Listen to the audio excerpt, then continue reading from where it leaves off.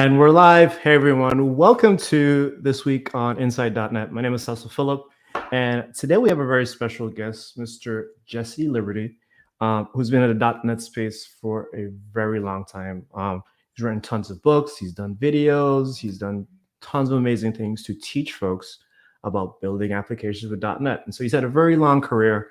And so it's definitely an honor for us to have him here to talk about some of the cool things that he's looking at right now in the .NET space, which happens to be building web APIs with .NET.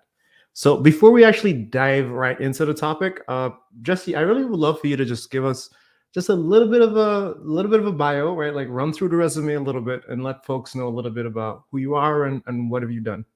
Okay. Let's see. Started programming probably about 30 years ago professionally. Worked in C assembler, then in C, then in C++, and then C# starting in 2000. Most of that time I was independent. I did work for Microsoft for 5-7 years, something like that. And then went independent again. I now work for C&H Industrial. For the past 7 years, I've been working on mobile applications, ending with .NET MAUI. And then I had the opportunity to switch over to writing APIs and backend, which is quite a change for me. So that's exciting. I live with my wife and dog and 2 grown kids who are not living here. And not sure what else to tell you. Well, I know you've also written a lot of books. And to be honest with you, like one of your books, Programming C#, I think it's a very long time ago.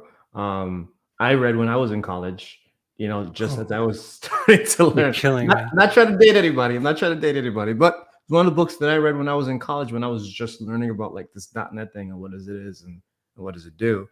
But you're still writing books, right? And you recently released a book unrelated to web APIs, but you did recently release a book about building applications with Maui, right? So you want to tell us a little bit about that before we dive into the web API stuff? Yes.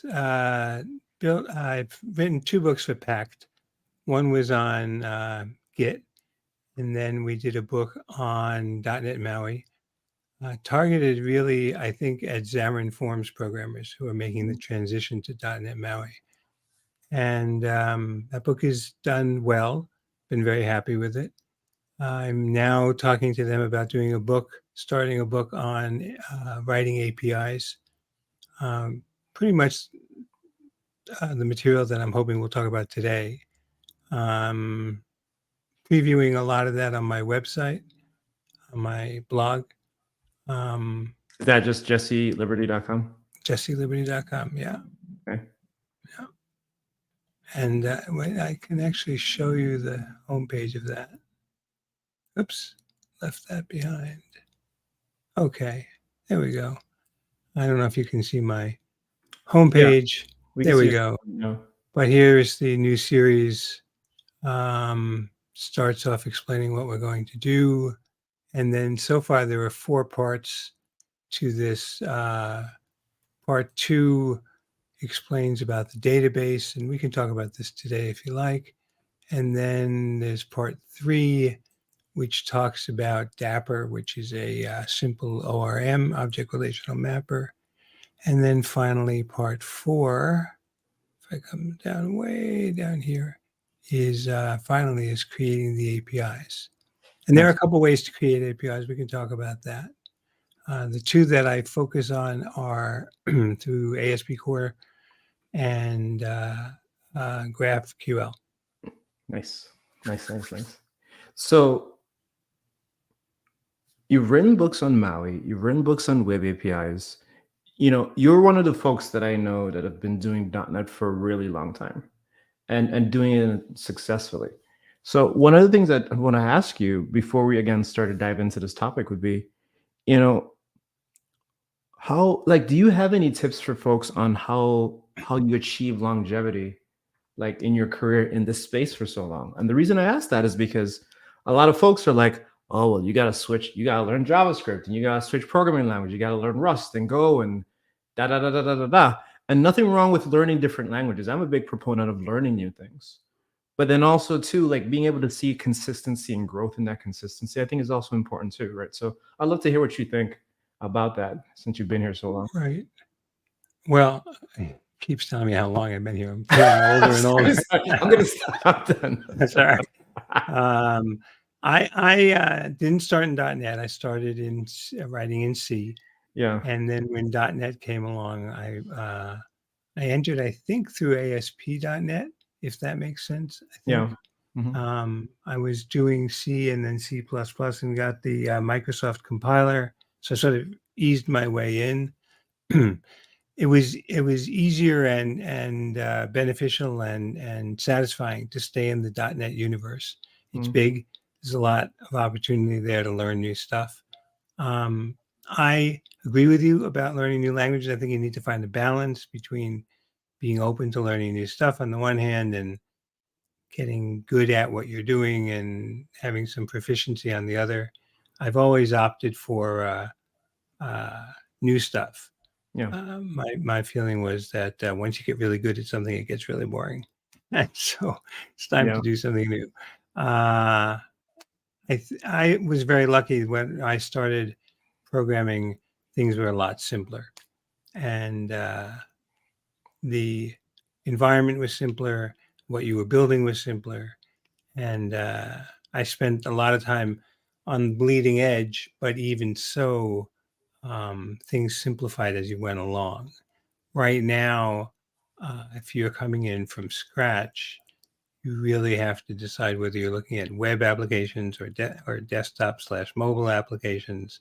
yeah, There is some ability to do both at once, but if you're going to do web applications, then you have a whole lot of choices about uh, what world you want to be in and what languages you want to use and what uh, um, like, do you want to use React? Do you want to use Angular? Do you want to use Vue? I mean, there's a lot of decisions to be made there, and there's a lot of different moving pieces.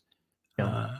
What I'm working in at the moment, building APIs, is pretty much straight up C sharp, which is great. It's really enjoying that. Awesome. So I know, like we said just now, you just wrote a book. Well, recently just published a book on Maui.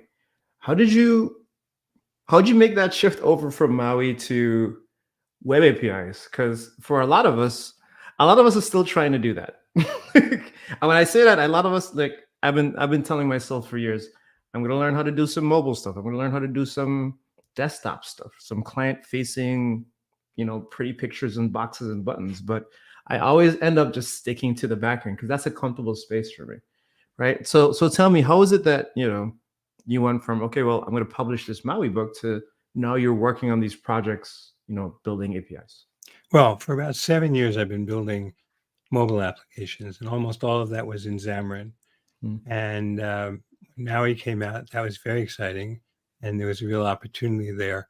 But the folks I was working with decided that they were going to go native, Mm. and that was a real challenge as to whether I wanted to learn Swift or did I want to go somewhere else and continue to work in Maui.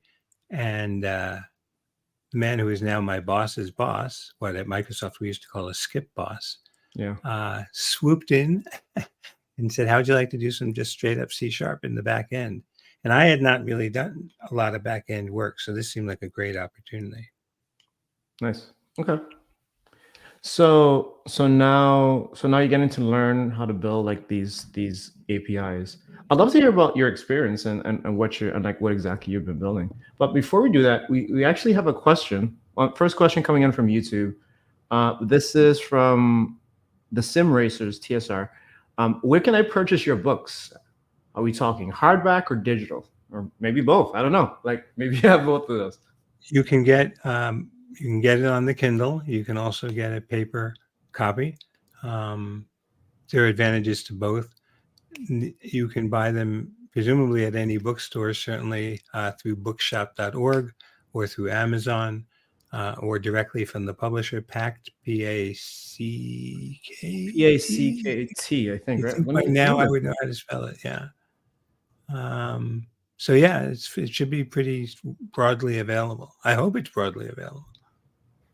Yeah, so it is PACKT. KT. So Right. pactpub.com. And what I'll do is, for folks that are curious, I'm going to go ahead and pop that up on the screen so folks can see it. So it is Pact, P-A-C-K-T, Pact with a T, pub. And then you can go up and look up, Jesse and his books, and,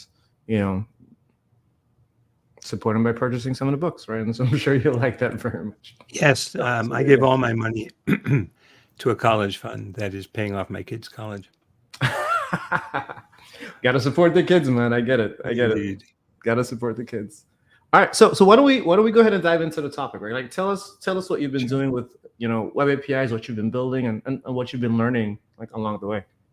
Well, the premise of an API is that you have back-end data and you have a front-end app, which could be a web app, could be a mobile app.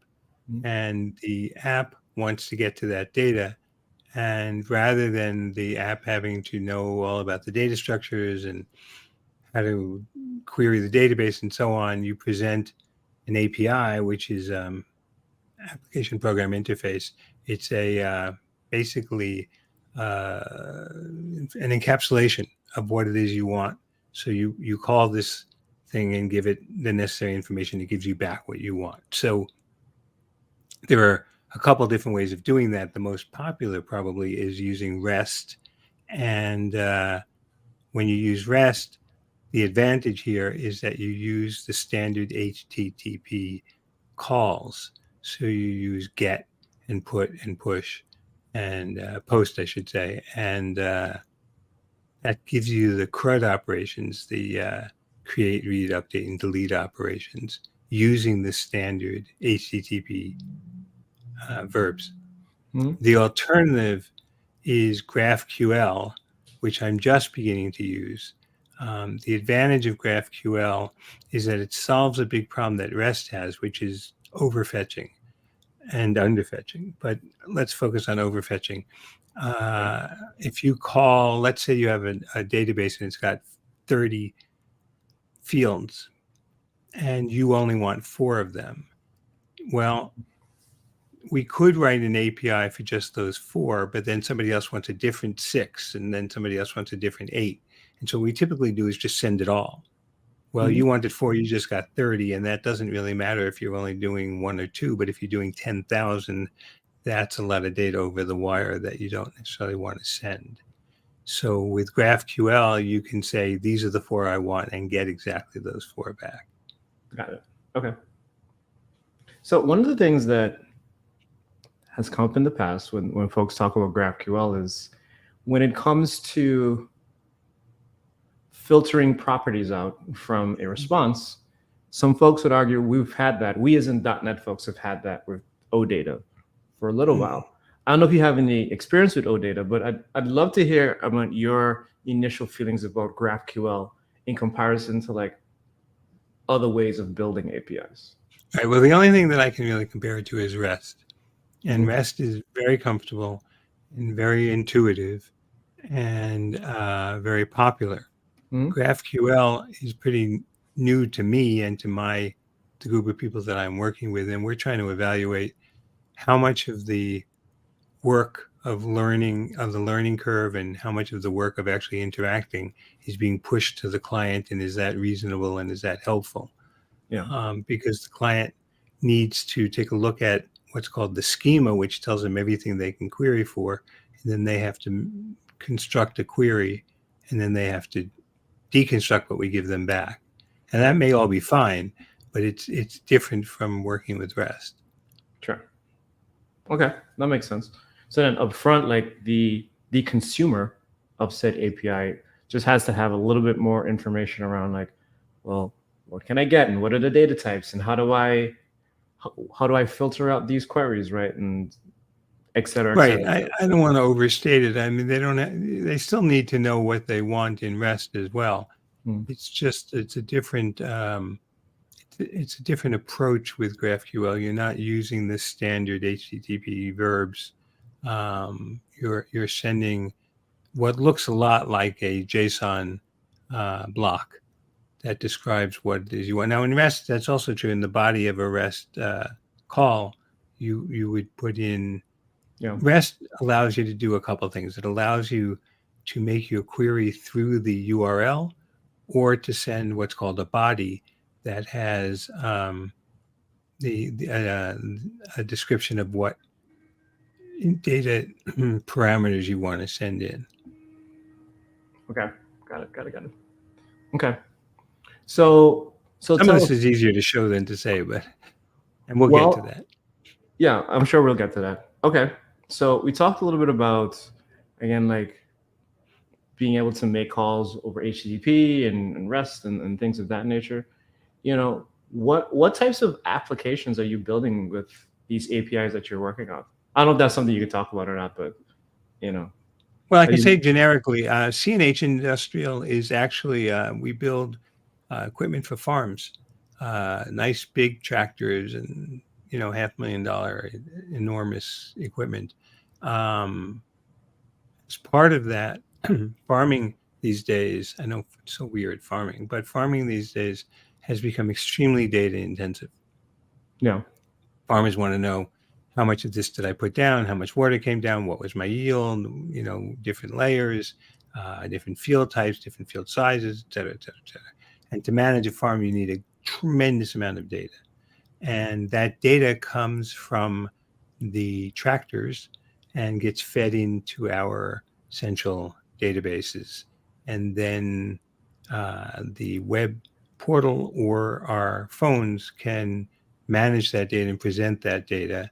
And to do that, they need to be able to extract it and to get it from the API. So it's not public facing in a general way. It's really targeted at the people who own the equipment that we sell.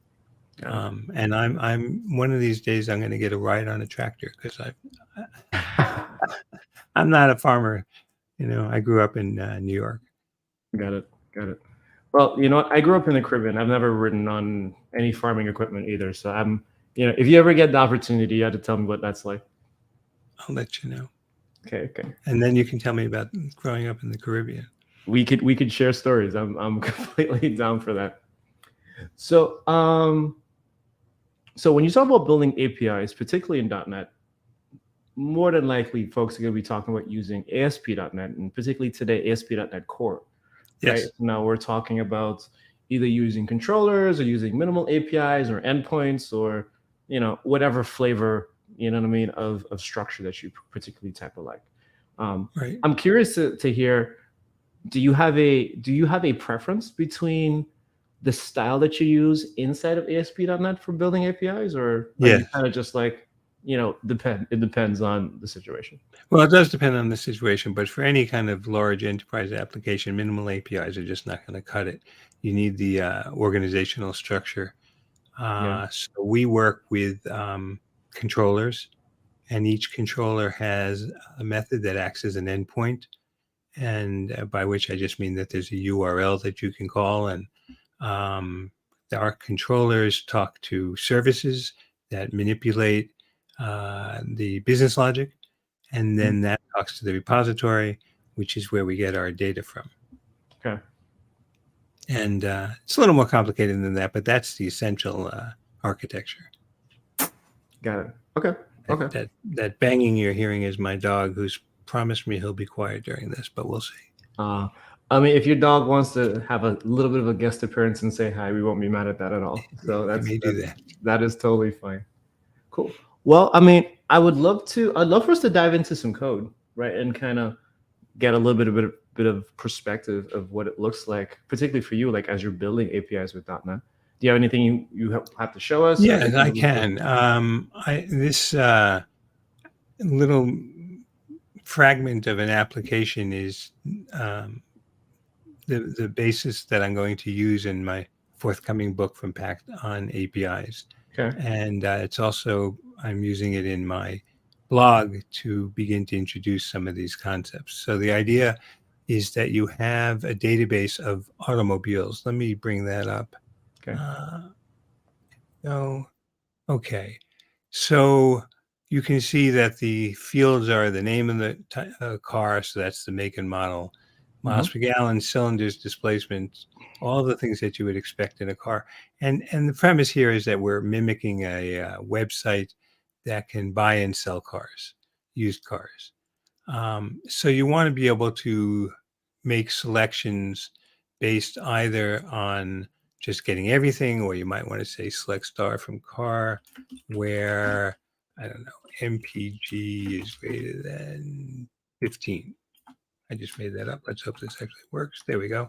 Oh, what didn't it like? Can I do this? I'm sorry, I never wing it. No, that's fine. Doesn't like that. Okay. What is MPG? Is what? Is It's that just miles per gallon. Yeah. What is it? A number? Is it a? Yeah, I gotta go look. MPG we can see over here is a VAR card, which is why that didn't work. In fact, all of these are. This is a database that I picked up. It's an open database, and I can get you the credits on where it's from. What we can do is deleted. We can say, show me only the ones that are not deleted. So where is deleted equal false? I think I can say false even though they're zeros. Nope, I gotta say equals 0. Okay. Is deleted also a VAR card too? Yes, it is. Yeah, that's kind of weird. That's an interesting database design from yeah. Normally that would be a Boolean, so that you could do true false. But the idea here is that you want to be able to sort this. You want to be able to access subsets of this. And if you are the client, let's say a website or phone, you want to be able to access this information without having to know what database it's on, where that database is, how that database is organized, and so on. So you would create an API. And the way you would do that, or the way I would do that, is that I would open up Visual Studio and I would start by creating a controller. And in that controller, I would have these endpoints, these methods that are marked with HTTP commands or syntax. So for example, if I want to get all of the cars, I mark this get, and then I have a method that does that. It's going to return an IEnumerable of car. I'm calling it get all. And then I'm taking a Boolean as to whether I want to return the deleted records. And I call my repository. Now, to keep things simple, I'm not using a service at this point in the development of the application. So I call my repository, say get all, and pass in what I want. And then in my repository, I have a method called get all. And what it's going to do is use Dapper, which is an ORM, much like Entity Framework, only infinitely simpler. And it allows me to build my SQL statement. So I'm saying select star from car, and then I use this syntax, which is Dapper specific, where, and if it's not return deleted records, I say where is deleted equals 0. So that answers the question about how to do that. So this is kind of interesting. I would love for us to like dive into that just a little bit more. So, because I don't think we've had a conversation on, at least on this show, about Dapper. So like you said, like Dapper is like I guess, I don't know if we can call it ORM. I don't think we can, but it's like a SQL helper, I guess, to a certain extent. That just makes it sells itself as an ORM, as an object relational model. Yeah, it does. Okay, so then it's an ORM then, like a lightweight ORM, I guess, in comparison to Entity Framework. It's not as heavy, but it's like a lighter weight ORM. And so what you're doing here, I'm looking at line 21, is that like, I'm guessing Dapper has its own very specific syntax for creating templates. It does. So you can have like that star where, right? And I'm guessing that's a placeholder of some sort. Yes, exactly. Got it. Exactly. It uses standard SQL that you would use with SQL Server, but then it adds some things like this where clause that allow you to come down later and add values to that where clause. So for example, here, notice we have a builder called SQL Builder. So I can say builder where is deleted equals 0, and the effect of that is that I get a statement select star from car where is deleted equals 0. And I can make as many of these where statements as I want, and that allows me to have conditional logic in the building of my select statement. Got it. Okay. And then, so one of the things that I'm curious about, and particularly how the syntax works. So again, if we look at line 21, right, you're initializing SQL template, but then on 24, when you say the where, so you don't have to assign that where clause to SQL template. It just automatically does it for you. Well, Does that notice make that, yes, it does. What you have, you start with a SQL builder, Uh-huh. and then it's the builder that adds this template. Okay. And so it's the builder that we add the where clause to. And that builds up what we need to make the entire SQL statement. Got it. And then we get our connection and we pass in from that template the SQL. And we also pass in the template's parameters. Now, in this case, we don't have any parameters, but we certainly can. And let me see if I have any that do. I don't think I do at the moment, but you can have variables that you designate with an @ sign, and then you create a little structure that you pass in called parameters, and that Got it. it fills those in for you. Got it. Okay. That's a really interesting syntax. And I've honestly never seen it before, to be honest with you, like that templating syntax that it uses. So I thought that was a little interesting. Yeah, it's very convenient. Okay. So then when like within each action method, right, that we have, essentially all you're doing now is you're just, you created that new connection, you generate that template, and then after that you just, you execute that query using those helper methods, right? So I see like there's Right. a query async, right? And it's generic, so I could see that it's going to, map all of those properties or all of those fields that gets back from the database to the properties attached to that car model. Exactly. And what you need to do to have that is we need to create a car object with all of its properties. And what I will do moving forward is I'll create a car DTO, and that will allow me to move the data across the wire, choosing what I want out of my model. At the moment, I'm just using the model itself, keeping things very, very simple for the moment. Got it. And Okay. then once we're ready, we can run this, and then clients can talk to it over just over the web by using URLs. So let's take a quick look at what I mean by that. When I have told it to use Swagger, which is a way to interact with this and also to get documentation for this. And so here it's telling me that I'm in the car's application. It tells me my basic URL to get to this Swagger. And what I care about most is it's telling me the port that this is on. So I'll use that when I use Postman or any of my clients. But we wrote get car, and that's right here.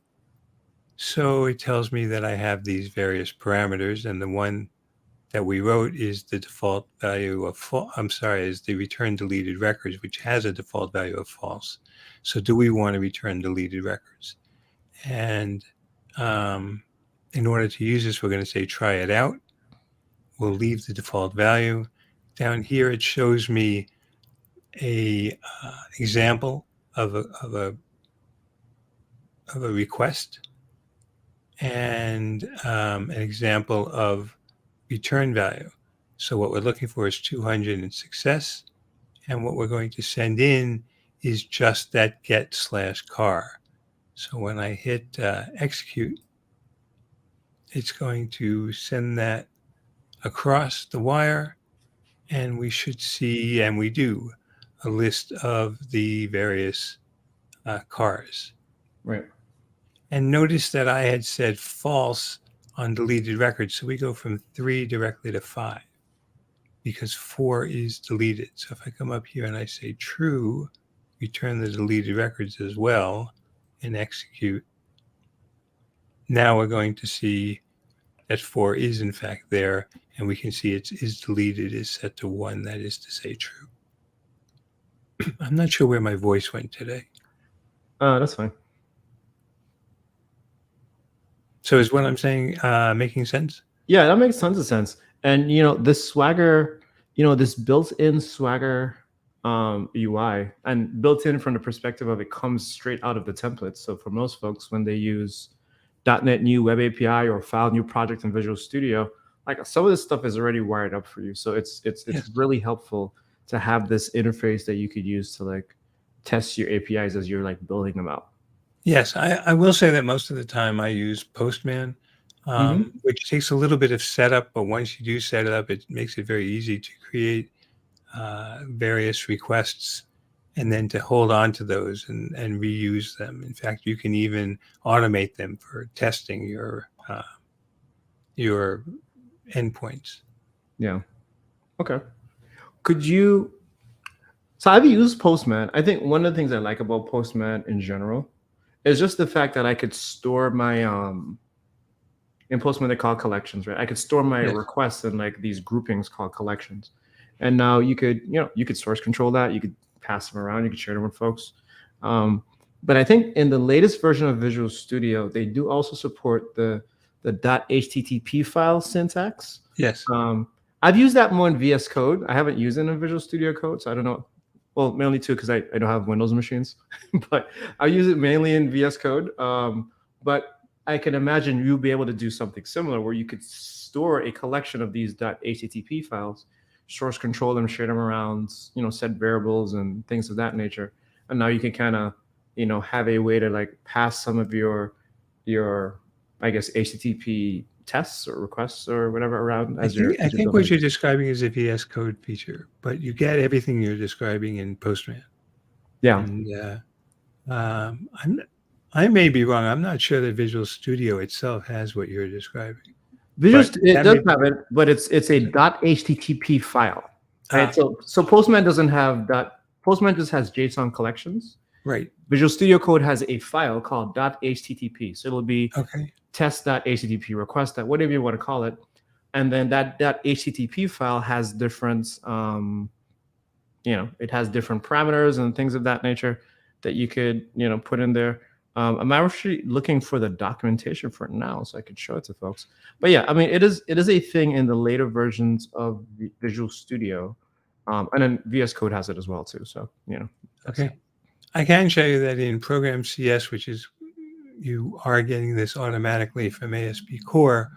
One of the things that you're finding here is in the environment, in the development environment, it says use Swagger and use the Swagger UI, and that's how we're getting Swagger to come up during development.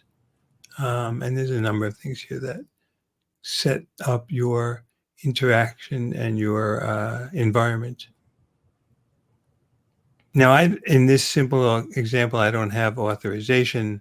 There's a lot I would build out as I build this application, and will build out as I build this application.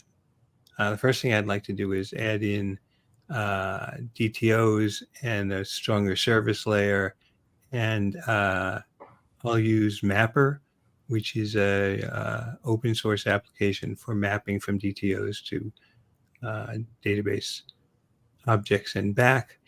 And one of the things that I'm aiming at is in my blog post and also in my book is that everything that you need to do this is free. There's absolutely nothing you need to buy to do this work, because this will all work in Visual Studio Community Edition and Dapper and I believe Dapper and AutoMapper are both free to use. Now there may be restrictions on where you can use them. I don't want to speak for them, but I don't know what the licensing is. But I know to get started, you certainly can do all of that for free. Yeah, I'm looking at the Dapper repo now. It says Dapper, the Dapper library and tools are licensed under Apache 2. So whatever, I don't know the details of the Apache 2 license, but whatever restrictions Apache 2 has, That's the space that Dapper occupies. Right. But in any case, you're not spending money on it. Yeah, no, you're not. You are not. You are not. You are not. You are not. Dapper is really interesting and worth some time to investigate. It's surprisingly powerful considering how lightweight it is. If that makes any sense, if that's not a contradiction, because you can use it in an extremely simple way, or you can do quite a bit with it. It's not entity framework. It doesn't intend to be entity framework. It's not a replacement for that. It's much lighter weight, as we keep saying. I think one of the good things about it, like you said, it's because I'm guessing the surface area is a little bit smaller. Because I don't know if it has things like migrations and all this, all this other stuff that entity framework has, but sometimes you don't need that.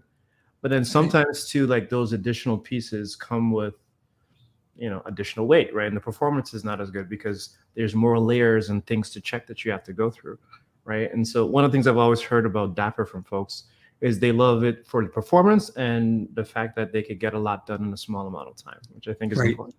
Right. I agree with all of that. Yeah. Okay. So when I do my podcast, one of the things that I look for is I speak a little bit and then the guest speaks a long time and then I speak. And I'm not giving you that, and I'm sorry.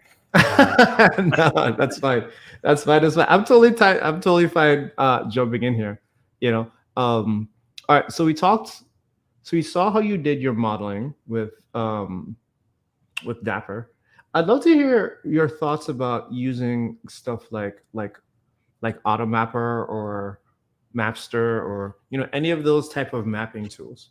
I've used AutoMapper. We use it at my company, and it's just extremely easy to use. You tell it the name of your DTO and the name of your database object, and then you just use Lambda expressions to say from this DTO object to this database object all the way through. And then at the bottom, you say reverse map, and then it knows how to go the other way as well. So it's pretty straightforward, pretty easy to use. I wish I could show you. I don't have it built out in this application. Mm-hmm. And of course, the corporate stuff is proprietary, but it is pretty straightforward. That's fine. So another reason I asked that question is because I'm sure as you build out like your API tool set, there's probably like a collection of tools that you kind of like to have in that box, right? Like I can see already like Dapper is one of those tools you like to have inside of that box. I'm kind of curious to see, maybe not in this application, but some of the other ones you've built using APIs. What are some of the other tools that you like to kind of have in your tool belt, as you're, working on projects? Yeah, you would expect that that's a long list. It actually, at least for me, has been pretty small. It's ASP.NET Core, clearly, is the basis. As we said, Dapper and AutoMapper. The other big tool that I use every day, all day, is Postman. And that's sort of the front end substitute. And as you said, you set up your environment, and then there are collections, and you can say, okay, every time I add an API, I make a Postman. What would you call that? A Postman statement, I guess. That like a request. That API. You make a Postman request or a request? Yes. Yeah. Yes. Although you could do a post, you could do a get, you could do a put to update, and those persist and can be saved and can be put into source control. But now we have a corporate account, and so we all share one set. And so it makes it much, much easier to keep everything up to date and not step on each other's toes. If I add a Postman command, it immediately shows on everybody else's, and that's just luxurious. Got it. Okay. I know for me, so I used to have a different tool belt, but now with ASP.NET Core, my tool belt's changed a little bit. But one of the things that I've been looking at a lot is what's that tool called? Brighter. So I build a lot of APIs that have to like defer work, right? Mm-hmm. So, you hit the API, I drop a message in a queue. There's some background processing that happens in another thread or another process or another machine. You know what I mean? And then, I do a lot of like workflow kickoffs and stuff like that. And Brighter is a tool that I actually been playing around with. I'm a big fan of it. Um, it allows you to use like these different queuing systems. You could use Rabbit, you Mhm. could use an Azure thing, a Google thing, a Microsoft thing, whatever your poison happens to be. Um, and I want to say also just last month, maybe about 2 months ago, we had Drew Sellers. Drew Sellers works on a tool called Mass Transit. Him and Chris Patterson, I believe, they work on Mass Transit, which is also a well-known .NET thing for like doing messaging, right? Mhm. You could probably tell I spent a lot of my time in like messaging, like okay, API call, but then now I'm like dropping off the work somewhere so it can get processed and do something else. So those are some of the things that I've been paying a lot of attention to, at least when it comes into that space. I'm also a big tester guy. Using things like um, Fake It Easy. Fake It Easy is my mocking tool of choice. I've been using that for a long time. Using things like Auto Fixture is really cool too. And obviously XUnit is another thing that I like to keep in my toolbox as I'm building out APIs and also testing them on the other side too. So yeah, I think when Yep. from the actual API front end perspective itself, yeah, not a whole ton of stuff, but for some reason when it comes to like testing tools, there's like so much more stuff I have to put in there. Because then I want to run load tests and I might want to run some stuff with what's that tool called? With Playwright or something else, right? To like test out the UI interactions. You know what I mean? Yes. So We do our unit testing with XUnit, and we have someone who just joined the team who's doing automated testing. And I don't know, frankly, which app she's using to build the automated tests, but mhm. the idea will be to be able to run through all of the endpoints, and then as we add more endpoints, make sure that, I mean, it's the same philosophy as unit tests, that every time you change something, you want to make sure you haven't broken something else. Okay. Nice. All right. So another thing you did mention that we haven't dove into yet is authorization and authentication. Now, again, I know you don't have it set up in this app, but like, do you have any, thoughts, feelings, perspectives on like good ways to like secure your API and apply like, security policies and things of that nature to it? Yes, the number one rule is find somebody who knows what he's doing. I love it. Authorization, Call the security authentication. guy. I let the That's security exactly guy. exactly right. Do not try to wing authorization and authentication. Find the security person. I love it. That's right.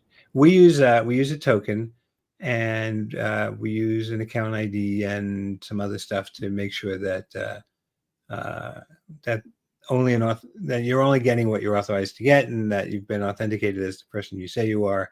There's a lot of detail in doing that and doing it well, but I'm a big believer that that's a specialty, that you want somebody who knows that inside and out, which I Yeah. don't.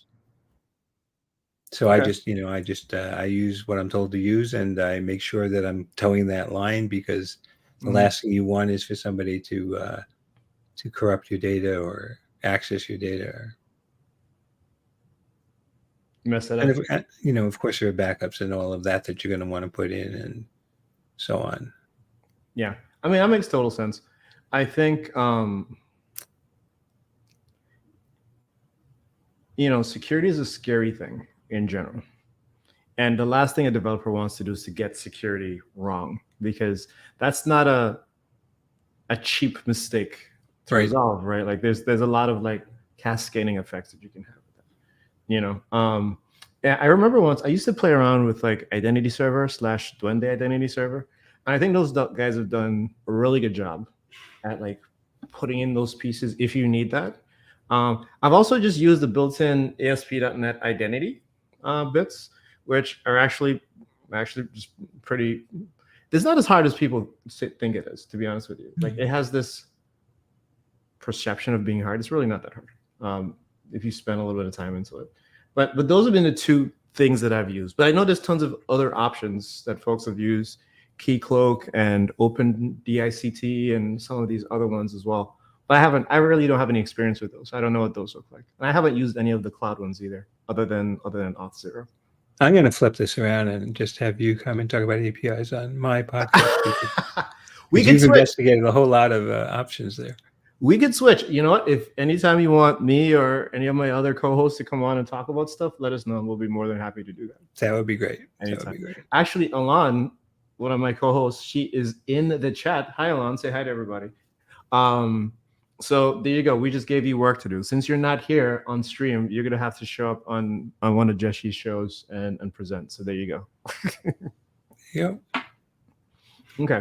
So I get to pitch where that is. It's at jesseliberty.com/podcast. And my podcast is called Yet Another Podcast. Creative naming. So jesseliberty.com. And then once we're on there, it's just /podcasts, like off the end of the URL. Right. Okay. Awesome.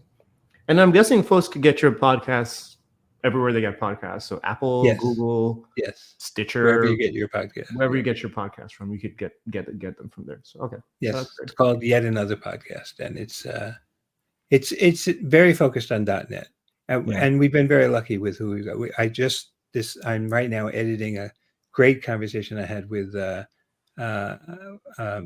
the chief designer of C#, Mads Torgerson. Great, truly great man, great guy.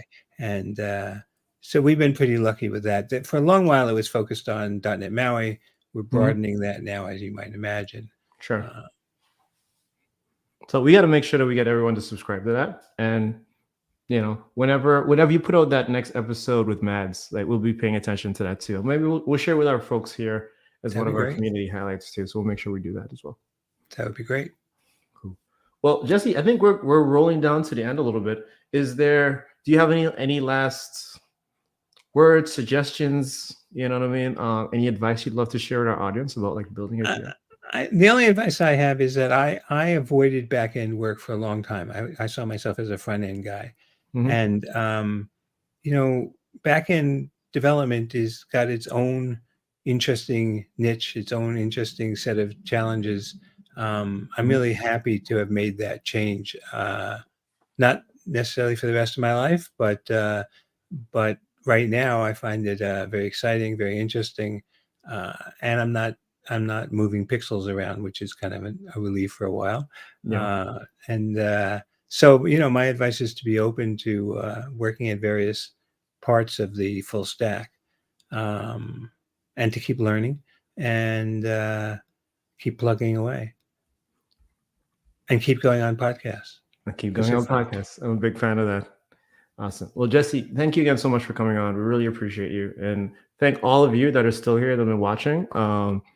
Obviously, if you ever want to reach out to Jesse, I'm pretty sure you're on LinkedIn and all the social things. All except X, yes. Except X. So Mastodon, Blue Sky, etc. Well, plus people can just send me email if they want. It's jesseliberty@gmail.com. jesseliberty@gmail.com, right? No I in Jesse. I did make that mistake once. I would try not to do it again. But JESSE, no I. There's no I in Jesse's name. jesseliberty@gmail.com. And feel free to ask some questions, or maybe you have a podcast. He'll come on your podcast too if you're nice to him. So again, thank you all so much. Thank you, Jesse, for being on, and thank you all for watching. This has been another episode of Inside.net. We will learn about creating web APIs with .NET. If you have any suggestions for any future shows you'd love to see us do, leave a comment, or feel free to reach out to any of us on social media. I will be more than happy to try and make that work out. All right, folks. Well, take care, and thank you all so much. And thank see you next time.